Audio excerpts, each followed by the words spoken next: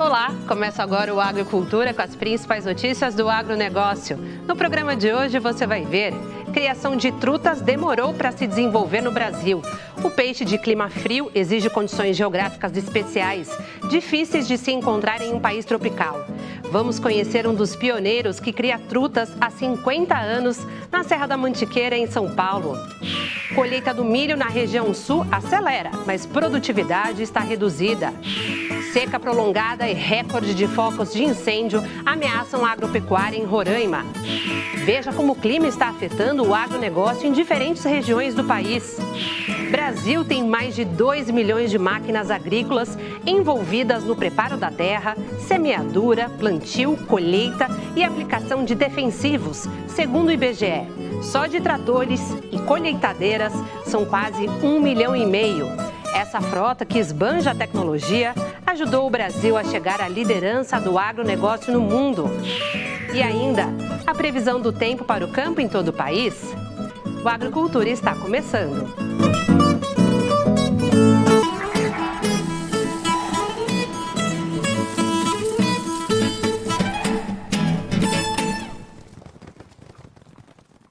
Peixe de clima frio, difícil de produzir em um país tropical, a truta é uma iguaria que demorou para chegar à mesa do brasileiro. Isso só foi possível graças ao trabalho de pioneiros que descobriram como produzir no país em condições geográficas e ambientais específicas. Um dos mais antigos iniciou a criação porque não encontrava por aqui seu prato preferido desde a infância, na fazenda da família em Portugal. Veja na reportagem de Mauro Medeiros. Um jovem português natural do Porto que aprendeu desde menino na fazenda da família como cuidar da truta para criá-la de forma saudável, teve dificuldades para encontrar a iguaria quando imigrou para o Brasil e foi parar em São Paulo. Mas foi em Piracaia que encontrou um local que lhe pareceu adequado, nas águas frias e cristalinas das cabeceiras do rio Atibainha, na Serra da Mantiqueira. Vim de Portugal para fugir de uma guerra colonial. Eu passava as férias lá na fazenda do meu pai e lá nós tínhamos truta para casa. E eu aprendi a me afeiçoar à truta, como se afeiçoam todos aqueles que a experimentam e a conhecem, porque ela é nobreza no mundo todo. E cheguei aqui ao Brasil, queria comer truta e não encontrava. E eu, meus jovens, li alguma coisa a respeito, livros como Criação de Truta e Salmão, editados na Califórnia, Estados Unidos. A 17 graus ela entra em colapso. E por isso, países tropicais não teriam condições de criar truta, só países temperados e lugares de serra. A intenção inicial, que era para consumo próprio, passou a ser em escala comercial, abastecendo os restaurantes mais diversos e sofisticados de São Paulo. Montei uma pequena criação, só com uma intenção de ter para comer. E quando eu comecei a criar a truta e foi sucesso, vieram atrás. Queria que eu torne a criar restaurantes europeus, franceses, e eu me rendi. E parti para a comercialização da truta. E como o senhor chegou a Piracaia, escolheu Piracaia para a criação de truta? É uma boa pergunta. Eu tinha mania de pilotar um aviãozinho, e lá no aeroclube alugava um aviãozinho e vinha, e eu pensei assim, vou encontrar um lugar que reúna as 3 condições essenciais para criar truta, que são qualidade de água, quantidade, porque senão isso aqui é igual a uma hidroelétrica. Quanto maior é a quantidade de água, mais quantidade de peixe se pode criar. Que tenha quantidade, qualidade e topografia para construir os tanques. Então encontrei aqui pilotando, vi que tinha as cabeceiras, não tinha residências daqui para cima e coisa e tal, e percebi que aqui seria o ideal na qualidade e na quantidade de água. Só que aqui era um brejo e resolvi o problema, apaixonado pela truta, como já falei, quem se apaixona faz qualquer coisa. Aí o senhor construiu uma laje sobre o brejo. E construí esses tanques estão em cima de uma laje de concreto. E a água é boa, cristalina? Aqui é. Temperatura boa? Temperatura boa, tanto é que ela está aqui há 52 anos. O sucesso está na continuidade e na qualidade do negócio. É com esse pensamento que o senhor Norberto se tornou um dos maiores produtores de truta do país. Piracaia já tem um significado onde tem o peixe no nome, em Tupi-Guarani, peixe queimado. E o trutário hoje, ele é segundo o IBGE, um dos maiores produtores de truta do estado de São Paulo. Então, por que não a gente não fazer essa junção e trazer para Piracaia esse forte desenvolvimento e a iguaria truta para os munícipes e turistas? E meu pai dizia muito do São Norberto. E aí eu falei, bom, eu preciso fazer essa junção. São Norberto, capital da truta, Piracaia, e trazer ele como uma figura importantíssima de história, cultura para o nosso município. Bem, aqui com os pratos que já foram premiados no Festival Gastronômico da Truta. Então aqui o primeiro prato, ele é uma truta grelhada na manteiga com molho de laranja e especiarias. E aí ele acompanha espaguete de pupunha, arroz de jasmim e amêndoas. Esse foi o primeiro festival da truta. E esse daqui é o segundo, então, prato que nós participamos do segundo festival. E o nome desse prato é um pouco curioso, exatamente porque a truta, ela é grelhada com ervas. E entre essas ervas, a erva estragão, que ela é popularmente conhecida como erva dragão. Então aí ela vai com essa truta, as batatas assadas em escamas, um molho cremoso, temos também tomate desidratado, espinafre acompanha arroz. E o terceiro festival é aqui, a truta defumada com uvas verdes, tem um musseline de amêndoas, um creme azedo de beterraba que dá um toque especial para o prato e um mix de cereais com cogumelos aí para acompanhar. E posso dar a minha avaliação sincera, nota 10. Nota 10.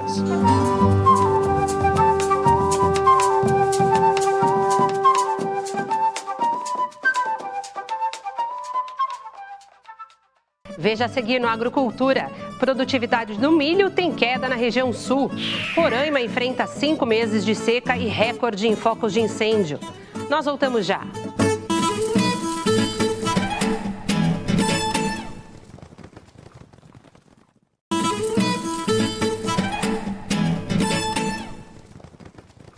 Confira agora as principais notícias do campo. Produtividade do milho sofre com as condições do tempo. Veja como o clima afeta as lavouras no país. Aqui em Santa Catarina, as condições de plantio foram consideradas favoráveis, com valores de armazenamento de água no solo ficando de 75% a 90%. O destaque ficou para a colheita do milho, que avançou mediante a redução do volume das chuvas. Nas semanas de chuvas mais volumosas, essa etapa teve o ritmo diminuído. De acordo com o boletim da EPAGRE, as áreas colhidas apresentam produtividade reduzida devido ao excesso de chuvas no início da safra e a ocorrência de dias nublados que contribuíram para a diminuição da fotossíntese. Santa Catarina teve destaque também na safra do arroz, onde a colheita está mais avançada e já contemplou 39% da área semeada. Já no Rio Grande do Sul, segundo a Emater, a colheita da primeira safra de milho está sendo intensificada devido às altas temperaturas, ausência de nebulosidade e redução da umidade relativa do ar. A área colhida já representa 66% da área semeada. De acordo com a Conab, houve queda na estimativa para a segunda safra do milho, que atualmente é de mais de 88 milhões de toneladas. 3 milhões abaixo da projeção do mês de janeiro. E juntamente com essa redução na produtividade, a queda na cotação do milho está sendo um desafio, já que em alguns casos os custos de produção não estão sendo cobertos. Veja agora os efeitos do clima no Paraná com a repórter Débora Evangelista. Pois é, Léo, aqui no Paraná a colheita da soja em fevereiro atingiu 52% da área, em ritmo mais adiantado que na safra anterior, quando apenas 17% haviam sido colhidos.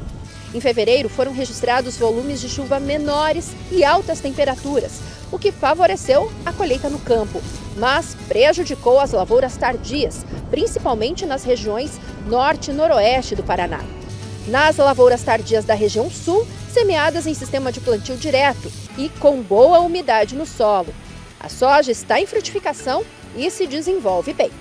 Já com relação ao milho, o plantio segunda safra avançou pelo estado. A expectativa é que a produção seja 3% maior que no ciclo 2022 e 2023, passando de 14 milhões de toneladas.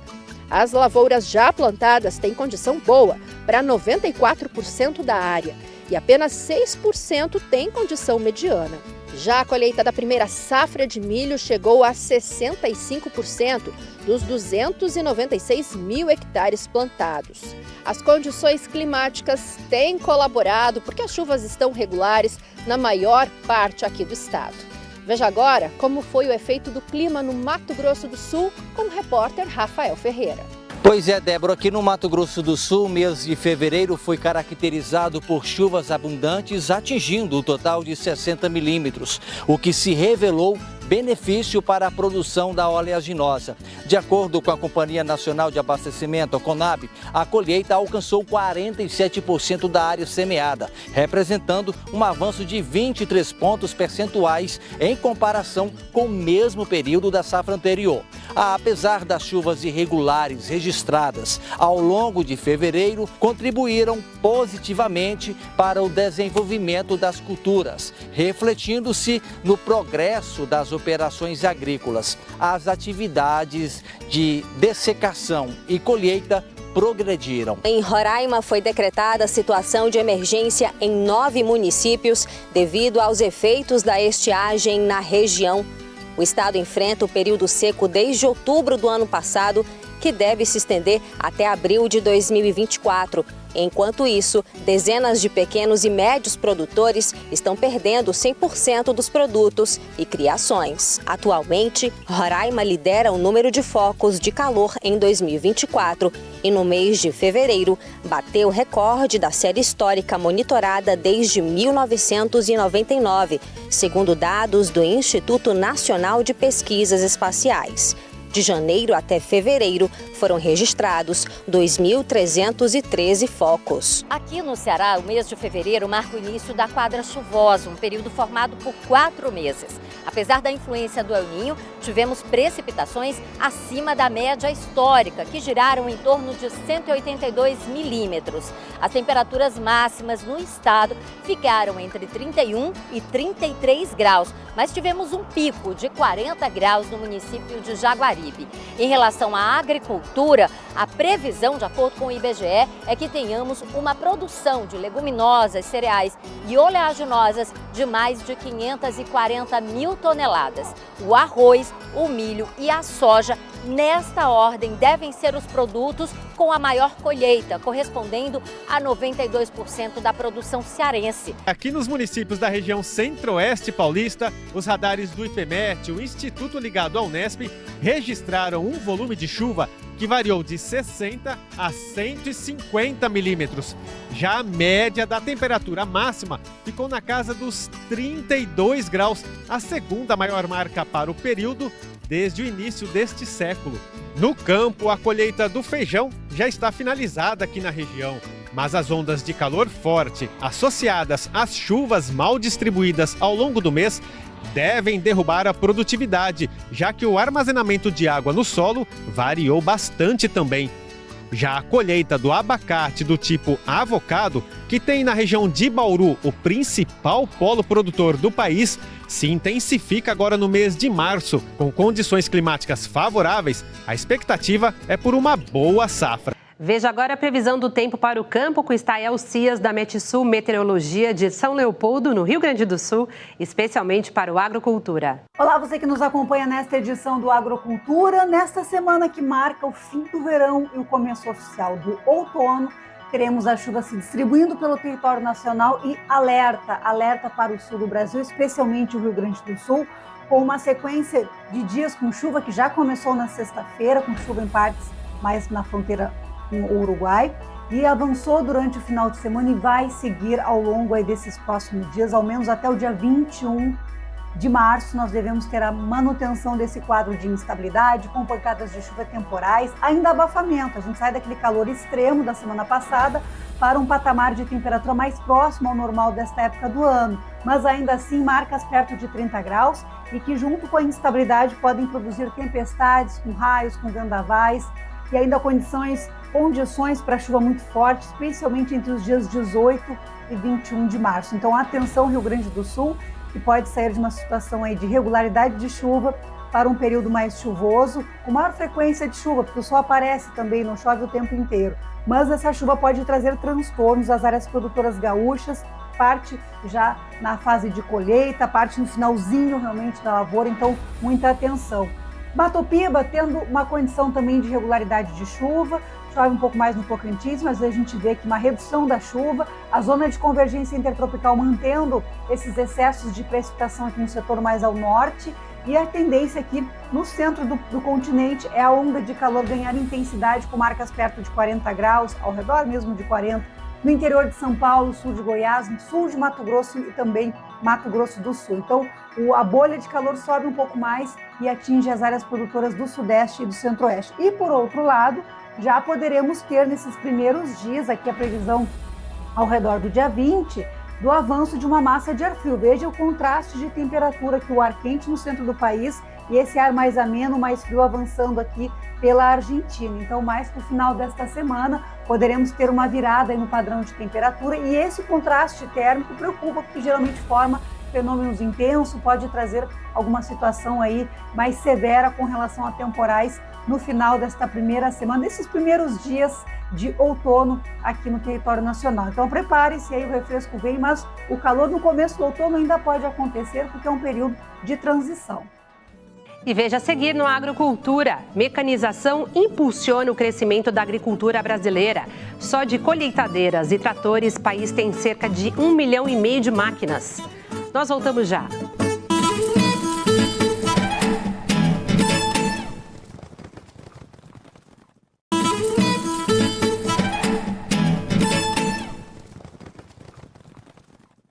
Depois de um recorde em 2022, a venda de máquinas agrícolas deve continuar em baixa este ano.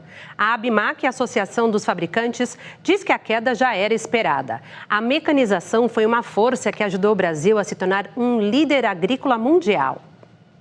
Como seria a agricultura moderna sem as máquinas? Já parou para pensar? O repórter Bruno Faustino mostra para a gente como os tratores e as colheitadeiras são importantes para o agronegócio brasileiro.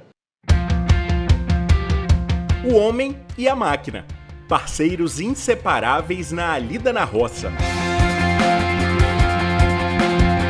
Eu moro no município de Caibi, Santa Catarina. Sou agricultor, trabalho na área de leite. A gente começou na agricultura com o primeiro trator no ano de 1979. Foi adquirido pelo meu pai, o Nereu Rossi. E depois desse trator aí, nós ali uns 3, 4 anos, a gente partiu para compramos um 68. Depois de um Valmet 68, a gente foi para um Valmet 78. E agora, por último, a gente adquiriu um BM 125. No passado, a agricultura ela era muito manual. Então você viu os agricultores trabalhando e fazendo plantio manual, a colheita manual. Então, no passado você tinha então um número muito grande de pessoas e que estavam trabalhando em condições de sol, de chuva, que sofriam muito. E a máquina começou a vir de forma gradativa, sendo um aliado, para que ela pudesse então usar todo o conhecimento do homem e não mais tanto a questão física braçal, para que ela pudesse, então, ao longo desse tempo, ir contribuindo. Como que ele poderia fazer essa mesma atividade de uma maneira mais leve, do ponto de vista físico, e usando muito mais a sua experiência e o seu intelecto.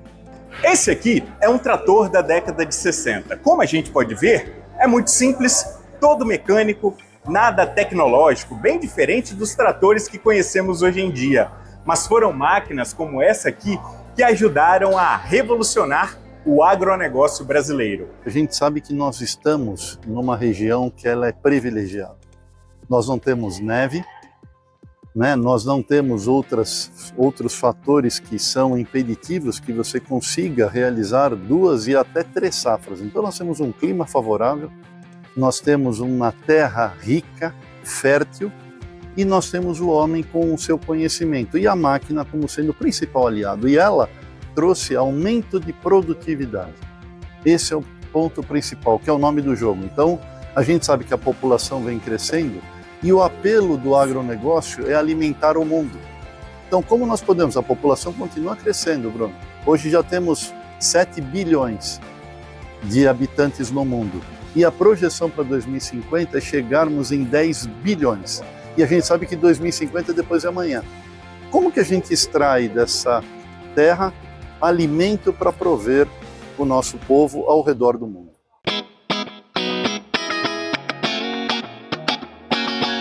As novas técnicas de manejo aplicadas ao agronegócio nos últimos anos contribuíram para a evolução das máquinas agrícolas. Bom, basicamente em 60, 70 a gente tinha o plantio convencional, então a gente tinha revolvimento de solo, tinha, vamos falar, exclusão da palhada no processo, e com o avanço do plantio direto, a gente começou a deixar essa palhada em cima, então as máquinas tiveram que passar por algumas adaptações. Então hoje a máquina, vamos falar, ela era vista como um problema durante o plantio, hoje ela é uma solução para segurar a água, reter a água durante a chuva, evitar a erosão, então hoje ela é um aliado nosso. Pequenas, grandes, gigantes, as máquinas hoje em dia estão adaptadas às principais culturas e terrenos também.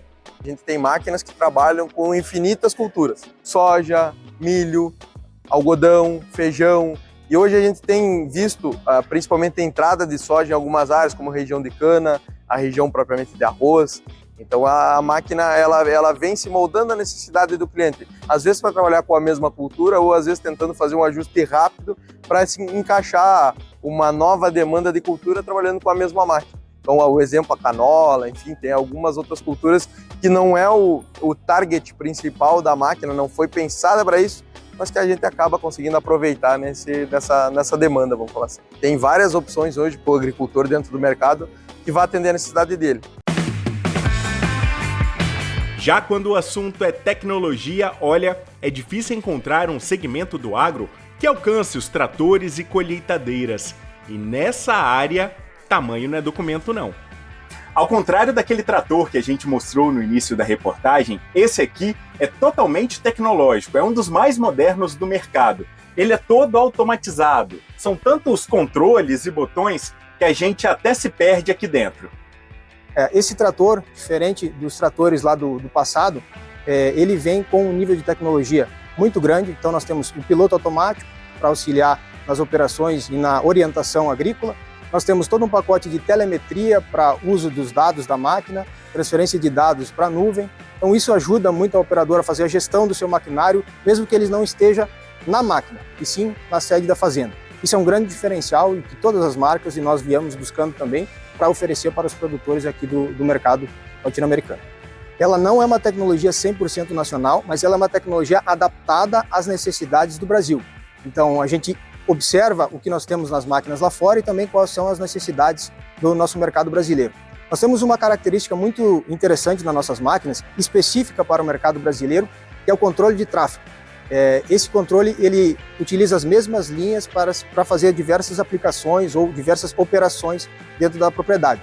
Essa é uma demanda que muito forte na área de cana, e nós aqui no Brasil somos pioneiros e somos grandes produtores de cana, então a gente trabalha com essa característica diferente das outras regiões do mundo. O Brasil possui mais de 1.400.000 tratores e colheitadeiras, segundo o Censo Agropecuário do IBGE. Somente no ano passado, o país vendeu mais de 80.000 unidades dessas máquinas, uma queda de pouco mais de 20% em comparação ao ano anterior, já esperada pela Associação Brasileira da Indústria de Máquinas e Equipamentos, a ABMAQ. Essa queda se deve basicamente a 2 fatores. Primeiro que os preços das commodities ficaram abaixo, o ano passado ficaram abaixo. Isso diminuiu um pouco a rentabilidade do agricultor. E também o agricultor considera o juro do Moderfrota de 12,5 um juro alto. Considerando também que ele acha que o juro lá na frente vai cair. Então, o relatório Focus sempre mostrando que o juro é decadente nos próximos anos, então o pessoal sempre segura um pouco o investimento. Então, em 2023 a gente teve um ano um pouco menor, 21% a menos.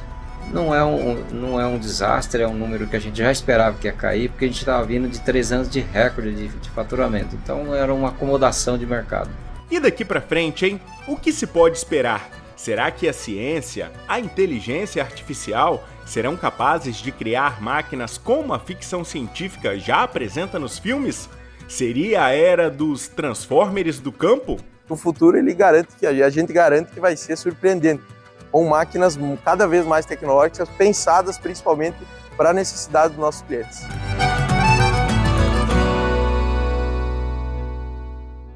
O Agrocultura de hoje termina aqui. Obrigada pela sua companhia e até o próximo domingo, excepcionalmente às 10h30 da manhã. Uma ótima semana para todos.